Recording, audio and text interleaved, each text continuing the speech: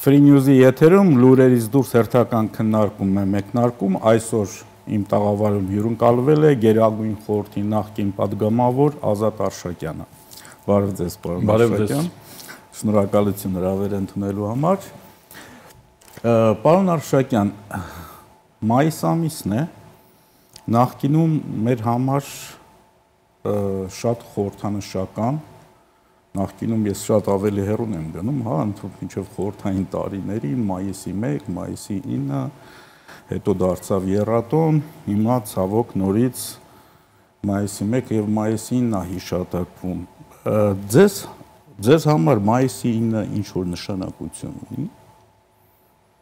Ես, ինչպես եւ իմ հասակակից սովետական միության քաղաքացիները տոնել ենք այդ տոները։ Մայիսի 1-ը աշխատավորների համերաշխության օրն էր, միջազգային օր է դա, եւ ընդհանրապես կապ չունի Լենինի ու Կրուպսկայայի հետ, կամ Ստալինի եւ Բերիայի հետ։ Ընդհանրապես սովետական չի դա։ Այսինքն դա իսկապես միջազգային տոն է եւ լավ տոն է։ Աշխատավորների, այո, իհարկե, պրոլետարներ բոլոր երկրների միացեք լավ իմաստով։ Բայց ինչքան միանում են միշտ հակառակն է ստացվում։ Լավ իմաստով միացեք, հա, իհարկե, համերաշխության օրը պետք է հիշենք, որ 19-րդ դարը բավական դաժան դար է եղել արդյունաբերականացման, ինդուստրիալիզացիայի ժամանակ, թեկուզ մենակ հիշենք գրականությունը, որ մեզ մնացել է, մի խոսքով, եւ մենք իհարկե տոնում էինք, մայիսի 1-ին այդ երթերին էինք մասնակցում, դպրոցական ժամանակ կամ արդեն ժամանակ, ու իսկ մայիսի 2-ին արդեն խնջույքների օրներ, մայովկա կոչվածներ, մեր ընտանիքում դա անում էինք, հարմար առիթ էր հավաքվելու, հարազատներով հավաքվում էինք, ընկերներով, ձևը գտնում էինք հանգստանալու։ Իսկ մայիսի 9-ը, երկրորդ համաշխարհային պատերազմի ավարտը, մեր ընտանիքի համար նույնպես եւ սքի օրեր, որտեղ պապս զոհվել էր, հարազատներ ունեինք զոհված, հիշատակի օրեր եւ հաղթանակի օրեր, հայրս ֆրոնտավիկ էր, իր ընկերների հետ հավաքվում էին, հայկական դիվիզիայում էր ծառայել, այնպես որ ողջ մնացածներ հավաքվում էին, ու էլի խնջույքի նման մի բաներ ու մի փոքր խնդիր կար։ Ես միշտ ասում եմ Հայաստան, Արապապյանը ինձ ուղեց, ասեց հայության խնդիրը կա։ Ես համար մերոնք այդպես էին կարծում, որ վրեժ լուծեցին Թուրքիայի դաշնակից Գերմանիայից։ Այսինքն դարձրեցինք տոն, դա սովետական միություններ, հակահիտլերյան կոալիցիաներ, 53 պետություն, բազմամիլիոնանոց բանակներ, չգիտեմ, գնացքներ, չէ, հրանոթներ, զոհեր, մերոնք մեր ընտանիքում դա վեր էին ածել ազգայինի։ Ասում էին, որ մենք վրեժ լուծեցինք, հենց այնց չկռվեցինք, հենց այնպես չէր մեր զոհաբերությունը։ Այնպես որ մերոնք նշում են։ Հա, բայց դա ընդհանրապես մխիթարանք էր, երևի ավելի շատ, չէ։ Հա, բաներ, հնարամտություններ։ Այո։ Ճիշտ նույնը, որ ասենք պարտադրված տոն էր մայիսի 1-ը, բա որ չգնայր պրեմիայից կզրկեին։ Այո։ Ցուցակում, ինչ որ ցուցակում քեզ գրում էին Սառնարանի հերթից կհանեին։ Բնակարանային հերթում քեզ կանչեն, ասեն, չհասկացանք, այդ համերաշխությանը դեմ ես, բա ոնց ես բնակարանի հերթ կանում։ Մեծ հաղթանակից մայիսի 1-ը դեռ, մայիսի 1-ը դեռ ասում են, եթե ուզում ասել դա պարտադրված էր, բայց մենք կենսունակ ժողովուրդ ենք եւ չի պատկերացնել, որ հայ ժողովուրդը հենց խոնարհվելու ծնկի էր եկել։ Ձևը գտնում ենք մեզ մխիթարելու դեր բառը օգտագործել։ Մենք ասում ենք, դե հիմա ստիպել են մեզ համադրենք, էլի համատեղման խնդիր կար։ Հաջող ստանանք։ Հիմա Ռուսաստանը կրկին, որտեղ ամբողջ պատմության ընթացքում այդ նույն բանը արել է, ոչ միայն պարտադրում, Ռուսաստանը սեփականաշնորհել է այդ հաղթանակը։ Այսինքն չեն եղել դաշնակիցներ, չի եղել լենդ-լիզը ոչ մի օգուտ առանձնապես չի տվել Սովետին, ու կա եւս մի շատ ցավոտ բան, որին մենք միշտ մանավանդ մեր տարեկիցները միշտ դրան առնչվել են։ Ցանկացած ֆիլմ, պատերազմի մասին պատմող ցանկացած ֆիլմ, այդ ֆիլմում գրեթե չկան հայեր, իսկ քանի ֆիլմեր ա ստեղծվել, ինչքան ֆիլմ ա ստեղծվել խորհրդային տարիներին։ Եվ երբ որ գնում ա ինչ-որ երկխոսություն, դիցուկ գերմանացիները խոսում են սովետական միության մասին կամ ամերիկացիները, բոլորը ասում են ռուսները, Ռուսաստանը, ռուսները, դա երբեք չի ներկայացվել, որ դա խորհրդային ժողովուրդների միություն է, որ այդ խորհրդային ժողովուրդների միության մաս կազմող փոքրիկ Հայաստանը 600,000 զինվոր ա տվել։ Հայությունը։ Ես էլ դեռ չեմ խոսում Եվրոպայի, Ամերիկայի դիմադրության շարժման, Միացյալ Նահանգների, այո։ Ես դրա մասին դեռ չեմ խոսում։ Բայց իրենք միևնույն է, սեփականաշնորհել են, այդ հաղթանակը իրենցն է, ցանկացած հաղթանակ դա իրենցն է, պարտությունը բնականաբար բոլորինս է։ Դուք օրինակ, ես ինչի համար հարցը տվեցի մայիսի 9-ի, արդեն մի տեսակ մայիսի 9-ը թողների իմ պապը երկնքում ինձ համար մայիսի 9-ը արդեն այդքան խորհրդանշական չի։ Այո, դա երկրորդ համաշխարհային պատերազմի ավարտ, այլ ոչ թե հայրենական։ Մենք հայրենական պատերազմի չենք մասնակցել։ Մենք որպես ժողովուրդ մասնակցել ենք երկրորդ համաշխարհային պատերազմին։ Այո։ Ես գիտեք ձեր հյուրերից երևի քչերից մեկն եմ, որ հայացնում եմ։ Հենց դա եմ ասում, որ իհարկե 53 պետություն մասնակցել է հակահիտլերյան կոալիցիային, տեսեք հակահիտլերյան կոալիցիա կա, եւ կան խոսուն թվեր, որոնցից անհնար է խուսափելը։ Երկրորդ համաշխարհային պատերազմի ժամանակ Գերմանիան 4 տարվա մեջ կորցրել է 5 միլիոն զինծառայող։ Միայն զինծառայող։ 4 տարվա մեջ։ Վերջի հոկտեմբեր ամսից մինչև ապրիլ ամիսը կորցրել է նորից 5 միլիոն զինծառայող։ Մոտավորապես 11 միլիոնի է։ Պետք է հաշվել Ավստրիայի, Շվեյցարիայի, Ֆրանսիայի գերմանացիներին, այո, գերմանացիներին, այսինքն որոնք որ Վերմախտում ծառայել են։ Ուրեմն 11 միլիոն է ընդհանրապես գերմանական։ Գերմանիան 5 միլիոն է ներկայացնում, իր դաշնակիցների կողմներ հանում է։ Ուրեմն 5 միլիոնը ամիսը 1 միլիոն զոհ է տվել Ամերիկայի Միացյալ Նահանգների պատերազմին ակտիվ մասնակցելով։ Հենց որ ափ իջան Նորմանդիայում։ Ամերիկյան բանակը երկրորդ ռազմաճակատը բացվել է։ Հենց որ երկրորդ ռազմաճակատը իրականում բացվել է դեռևս 42 թվականին Աֆրիկայում, Ռոմելի բանակի դեմ։ Այսինքն Աֆրիկայում ամերիկացիները արդեն իջել էին եւ սկզբնական ծրագիրներ, որ Բալկաններով եւ Իտալիայով գնան կտրեն սովետական միության առաջխաղացման ճանապարհը։ Հետո փոխեցին ծրագիրը։ Ասացին թող գա սովետական միությունը։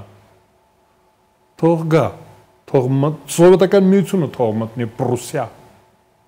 Գիտեին ինչ է անելու սովետական միությունը, այսինքն Գերմանիային հանդարտեցնելու, ես ասացի վրեժ լուծելու, այդ պատերազմը սանձազերծող Գերմանիային ուզում էին պատժել։ Անգլոսաքսոնները, Սաքսոնիայից եկած անգլիացիները, ամերիկյան զորքերի գլխավոր հրամանատարը էթնիկ գերմանացի էր, Գուվերը, Ամերիկայի Միացյալ Նահանգների նախորդ նախագահը, էթնիկ գերմանացի էր, Ամերիկայի Միացյալ Նահանգների Էյզենհաուերը, չէ՞։ Չէ, Էյզենհաուերը։ Այո, Էյզենհաուերը, այո, հրամանատարը նա էր, հետո դարձավ նախագահ։ 3 նախագահ գերմանացի ամերիկան ուներ, 35 միլիոն էթնիկ գերմանացի ապրում էր Ամերիկայի Միացյալ Նահանգներում ու նրանք ռազմատենչ էին եւ բանակում լուրջ թիվ էին կազմում։ Այդ ռազմաճակատում, որտեղ ամերիկացիներն էին, այնտեղ այդ դաժանությունը պատիժը չէր լինի ոչ կոնվենցիոն։ Իսկ սովետական միությունը կարող էր պատժել, դրա համար թողեցին, ասեցին թող գա, բայց թիվը սարսափելի է։ Ամիսը 1 միլիոն գերմանացի զինվորական էր զոհվում ռազմաճակատում երկրորդ ճակատը բացելուց հետո։ Այսինքն, երբ որ սեփականաշնորհման մասին է խոսում, դա պրովինցիալիզմ է։ Այո։ Որովհետև թվերը կան ուղղակի военно-исторически, այսինքն սովետական միության հրապարակած թվերն են, ես բան չեմ անում, չեմ Ընդ որում նաև սովետական միությունը ի վերջո սովետական միության հաղթանակն էլ դա այնքան հաղթանակ չէր, ինչքան ուղղակի կոտորած, որտեղ եթե հաշվենք զոհերի թիվը սովետական միության, հա 20 միլիոնից ավել միայն պատերազմական զոհերի մի այդքան էլ համակենտրոնացման ճամբարներում ահռելի բան է։ Տեսեք, ես վերջացնեմ դա, որպեսզի պատկերացնեք Ամերիկայի Միացյալ Նահանգների մասնակցությունը։ Իմիջիալոց 3 Ամերիկայի Միացյալ Նահանգներում հայտարարեցին, ասեցին մենք ենք հաղթել երկրորդ համաշխարհային պատերազմում, մենք ենք հաղթել առաջի համաշխարհային պատերազմում, մենք որ չլինեինք, հայտնի չէր լինի ով կհաղթեր։ Եթե Ամերիկայի Միացյալ Նահանգները չմիանային պատերազմին Սուդաբեկերի եւ շարժիչների մասին չի 3 հնգամյակ առաջի հնգամյակը ինչ հնգամյակ էր ինդուստրիալիզացիա որտեղից ինդուստրիան սովետական միությունում մագնիտագորսկը Չելյաբինսկի տրակտորի գործարանը, տանկի գործարանը, Խարկովի տանկի գործարանը, որ առ այսօր տանկ է արտադրում 5000-ից ավել գործարանը կառուցել Միացյալ Նահանգների տեխնոլոգիաները եւ Chrysler-ը, այսինքն ZIS-ը եւ գազը այդ գործարանները բոլորը ամերիկացիներն են տվել Դնեպրոգեսը, այսինքն ինդուստրիալիզացիան դա հենց ամերիկյան ծրագիր էր, նրանք գիտեին ինչ է սպասվում Եվրոպայում։ Եվ բացի այդ, Ամերիկայի Միացյալ Նահանգների մենք չգիտես ինչու տուրք տալով ակամայից ռուսական ռոպագանդային խոսում ենք եվրոպական ռազմաճակատի մասին։ Բա ինչպիսի պատերազմ էր մղում Միացյալ Նահանգները Ճապոնիայում, ամբողջ ասիական հատվածում, Հեռավոր Արևելքում, Բալթիկ ծովում, Ատլանտյան օվկիանոսում։ Այո, օվկիանոսը հենց միայն։ Ես մի թիվ էլ ասեմ, որպեսզի մեր ունկնդիրները պատկերացնեն ինչ աստիճանի դաժան է եղել օվկիանոսային պատերազմը։ 1 միլիոն ծովային է զոհվել դաշնակիցների կողմից Ատլանտյան օվկիանոսում։ 250,000 գերմանացի։ Մեկը 5-ի դեմ, 4-ի դեմ, պատկերացրեք։ Գերմանական սուզանավերը, ռազմածովային նավատորմի սուզանավերը, անձնակազմը 40,000 նավաստի է եղել, ողջ է մնացել 10,000-ը, դա կատաստրոֆա է Գերմանիայի համար, պատկերացնում եք 40,000-ից 30,000 նավաստի զոհվել է, իսկ սուզանավեր ներգրավում էին անպայման կիրթ և առողջ տղաները, դա Գերմանիայի կորուստն է, ուղղակի ամերիկացիները տեսեք ում դեմ են կռվել, ինչ ուժի դեմ են կռվել։ Ես ասում եմ 1 միլիոն նավաստի է զոհվել օվկիանոսում, Ատլանտյան օվկիանոսում, 250,000 գերմանացի։ Ուրեմն դա դաժան պատերազմ եղել, իսկ ավիացիան հազարավոր, միանգամից հազարավոր ինքնաթիռներ, ռմբակոծիչներ, Բալթիկ ծովի ծովային ճակատամարտ։ Մեր Նելսոն Ստեփանյանը Այո, մեր Նելսոն Ստեփանյանը, մենք մասնակցել ենք ճիշտ այնպես, ինչպես շատերը հիմա ասում են մեր հաղթանակներ։ Մենք իրավունք ունենք ասելու մեր հաղթանակներ, այ ես ասում եմ, Օսմանյան կայսրության դաշնակիցը առաջին համաշխարհային պատերազմի ժամանակ մնացել էր անպատիժ եւ հպարտանում էր դրանով, օրինակ Հիտլերի հայտնի բանակա չէ, որ ով է հիշում։ Մենք Բերլինում իրեն հիշեցրեցինք։ Մենք մտանք Բերլին։ Գոնե իմ հարազատները, ովքեր որ ֆրոնտավիկները, նրանք ասում էին մենք Բրանդենբուրգ արեցինք։ Ես չեմ կարող ասել, թե նրանք ինչեր էին պատմում։ Մի հատ թիվ կա, որը հայտնի է, միջազգային իրավունքում հայտնի բան է։ 2.5 միլիոն սեռական ոտնձգության գանգատ կար Բերլինի օկրուգում։ Սովետական միությունը պաշտպանվում էր, ասում էր 300,000 զինվորը չի կարող 2.5 միլիոն կին բռնաբարության։ Այսինքն արգումենտը դա էր։ Հիմա դուք պատկերացրեք, ես համարում եմ, որ երկրորդ համաշխարհային պատերազմի ժամանակ հայության մասնակցությունը արդարացված էր եւ մենք կարող ենք հպարտանալ դրանով, բայց որ մենք ճիշտ չենք գնահատում մեր մասնակցությունը, մենք կարծես թե տանդանոթի միս ենք եղել, կարծես միշտ պատրաստ ենք ընդունելու, որ մենք երկրորդ պլանի ձեր ասածի զինվոր ու կռվող ենք եղել։ Ընդունում եմ, ձեր փոխանցումը ընդունում եմ, ասում եմ, ես կուզենայի, որ մենք այսօր նշեինք 60 գեներալ ենք ունեցել։ Մենք կռվել ենք, մերոնք կռվել են ու կռվել են ոսոխի դեմ, իսկապես չարիքի դեմ են կռվել։ Մերոնք բան չեն եղել այնպես, իսկ իրոք թնդանոթի միշտ չեն եղել։ Իսկ թաքնված ֆրոնտի հայերի մասին, որոնց մասին հիմա թերևս կամաց սկսում են բացահայտումներ մեջտեղ գալ, դե ռուսական ասոբի սեկրետնի գրիֆը կրող փաստաթղթերը հիմա սկսում են բացվել, որ եթե խորհրդային միությունը չստանար ծագումով հայ մեր հայրենակցի, մեր հայրենակցի Միացյալ Նահանգներից ուղարկած միջուկային տեխնոլոգիաների մասին փաստաթղթերը, հələ մեծ հարց է, թե խորհրդային միությունը ինչ կլիներ։ 30-ական թվականների գաուբիցները հիմա հայկական բանակում 44-օրյա պատերազմի ժամանակ առաջին համաշխարհային պատերազմից հետո արտադրված գաուբիցներ են եղել։ Դե մեկ չգիտեմ ինչ է։ Մեր հայրենակից մեր մոտ դեռևս դուք պատկերացրեք, եթե մերոնք, մեր ինժեներները, միայն Ամերիկայից չէ, մեր ինժեներները այստեղ։ Իհարկե, մեր։ Ես ճիշտ ասած այստեղ թվեր կան, վլասովականները միլիոնից ավել։ 1.5 միլիոն ռուս կռվել է սովետական միության դեմ։ Այո, կազմակերպված բանակով, ամեն ինչ։ 1.5 միլիոն մարդ կռվել է սովետական միության դեմ, կազակները, մաքուր ռուսները կռվել են,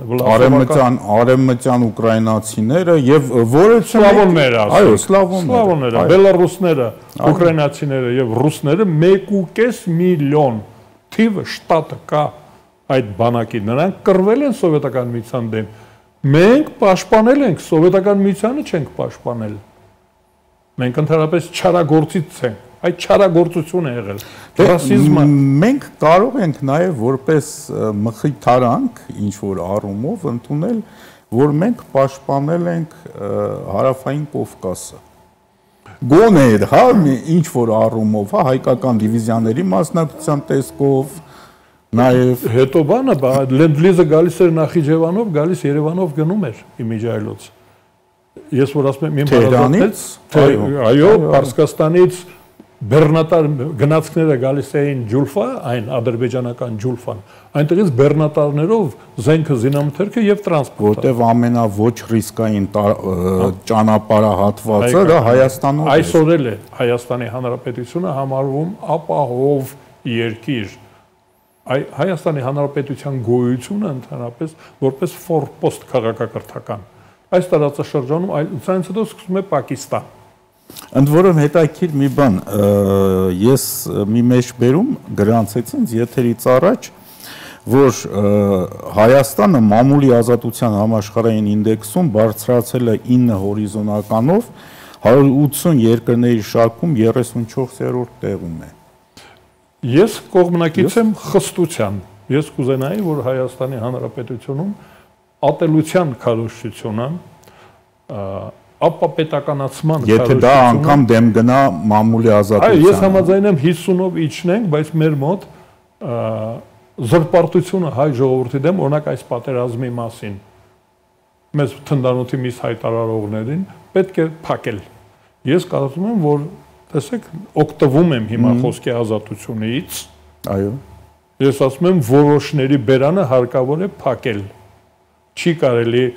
աղբթափել եթերից։ Մեր մոտ այդ ազատությունը կարծում եմ, որ հարկավոր է կարգավորել։ Ես համաձայն եմ Տիգրան Հակոբյանի կոնցեպցիայի հետ, մեր հանրային կառավարիչի, գլխավոր գրաքննիչի հետ, նա շատ մեղմ է։ Ես կարծում եմ, որ մեր դեմ հիմա ռադիոյազգային հանձնաժողովի նախագահ Տիգրան Հակոբյանը։ Տիգրան Հակոբյանին ինքը մեղմ է։ ես կուզենայի, որ նա ավելի շատ իրավունքներ ունենար այդ հանձնաժողովը եւ այդ պատերազմը գաղափարական եւ հոգեբանական պատերազմը մեր դեմ եթերով գնում է։ Մեզ հայհոյում են, մեզ ընկճում են, նվաստացնում են եթերով։ Խոսքի ազատություն է, ես համաձայն չեմ ուզում, որ ինձ հայհոյեն եթերով։ Խոսքի ազատության չեմ ուզում գռեհկություն լսել, չեմ ուզում դա տեսնել։ Ես ուզում եմ, որ մեր մոտ խոսքի ազատությունը դուք հիմա գլուխ գովալու համար ասեցիք, չէ, ես էլ ասում եմ համաձայն չեմ, որ մենք շատ բարձր ռեյտինգ ունենանք ու մեր գլխին աղբ թափեն։ Ես դեմ եմ հայհոյանքներին եթերում, գռեհկաբանությանը,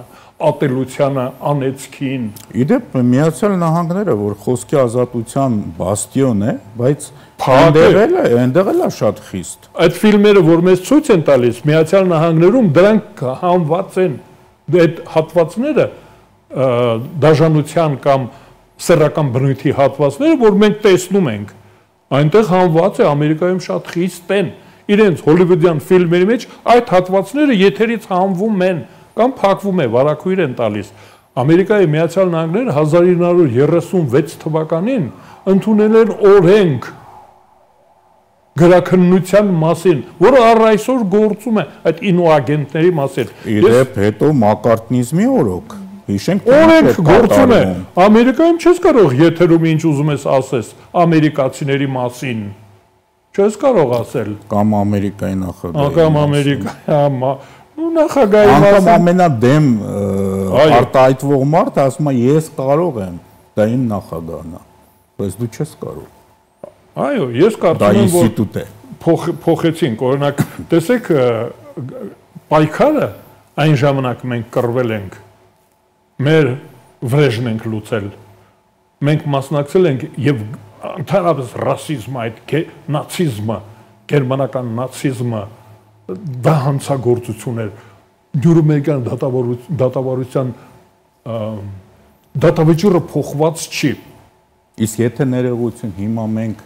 մերոնք ավելի շուտ ոչ թե մենք որոշները մասնակցում են Ուկրաինայի դեմ պատերազմին,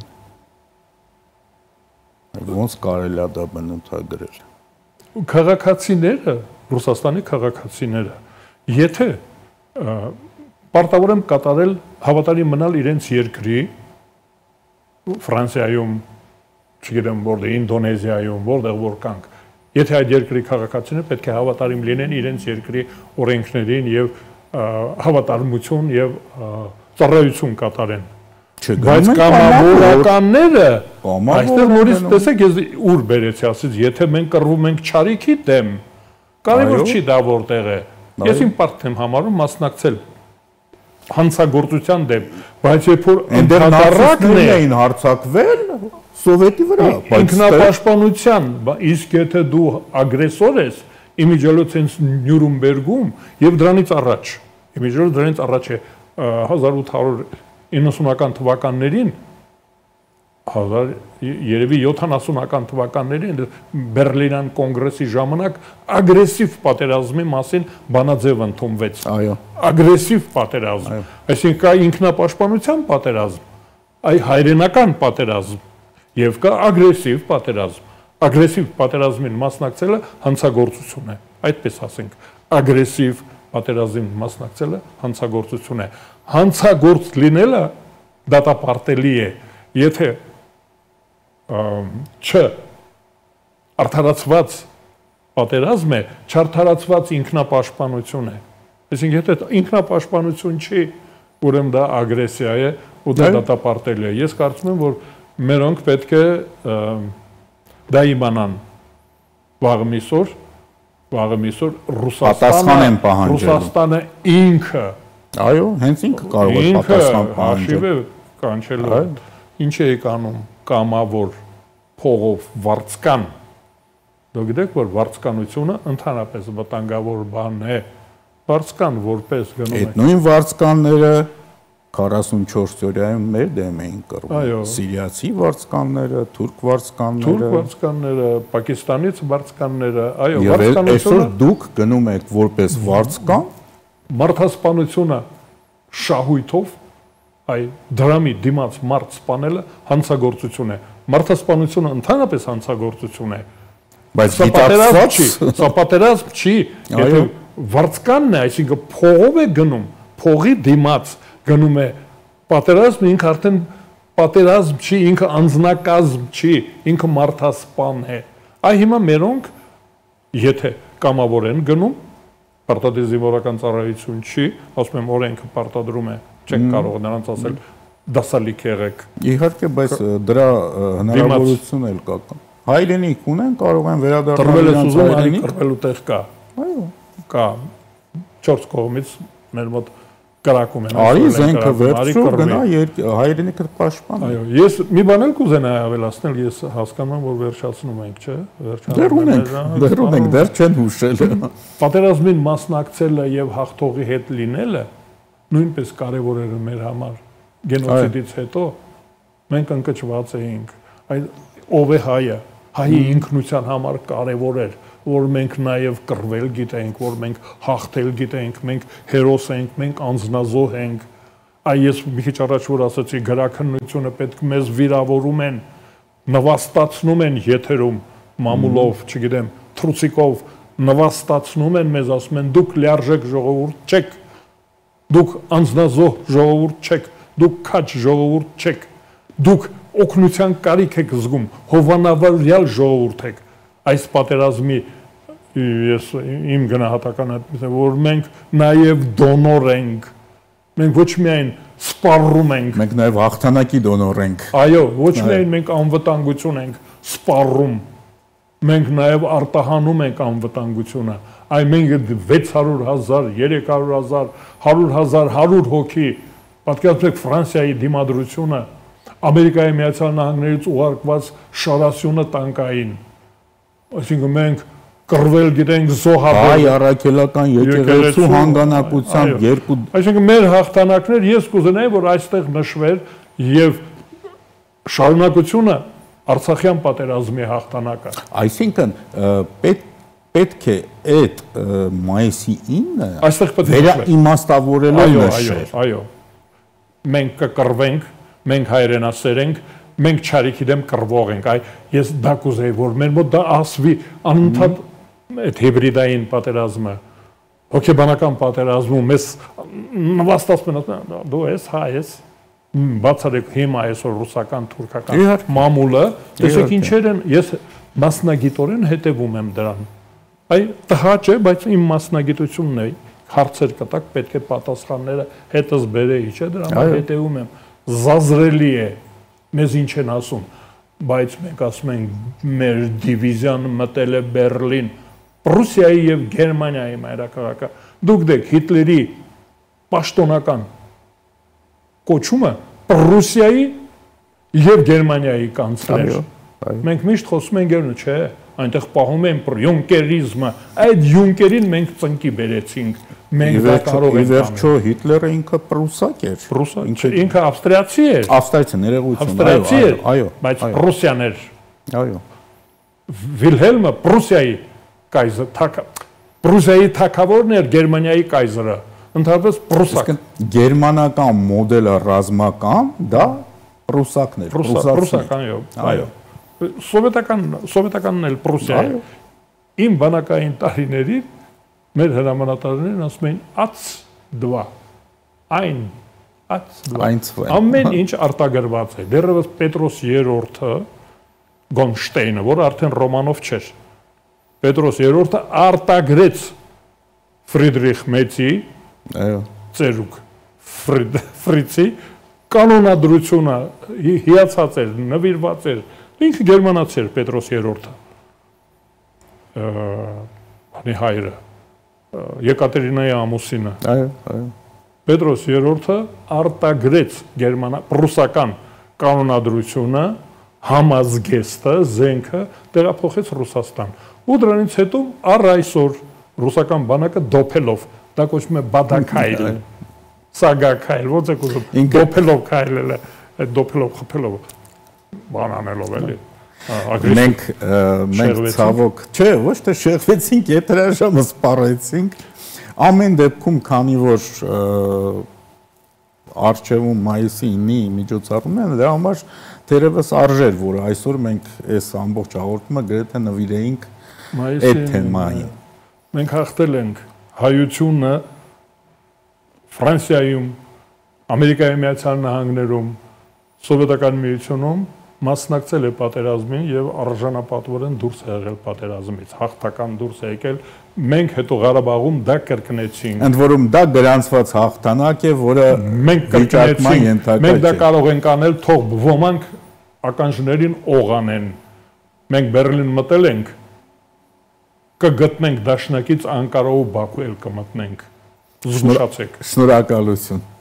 Շնորհակալ եմ հրավերի համար։ Եվ վերջում հիշեցնեմ, որ տաղավարում հյուրընկալել էի Գերագույն խորհրդի նախկին պատգամավոր Ազատ Արշակյանին։ Չվախեք։